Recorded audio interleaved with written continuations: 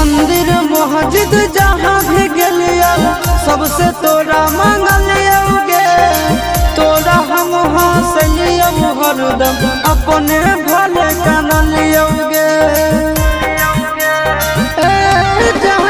मंदिर मस्जिद जहाँ भी गेलियो सबसे तोरा मांगलियोगे। तोरा हम हंसलियो हरदम अपने भले कानलियोगे। तोर किस्मत खुलतौ, तोर किस्मत खुलतौ, जरतौ हमर भगिया गे। बसवे के डोलिया जानू बांस के अरथिया गे। बसवे के डोलिया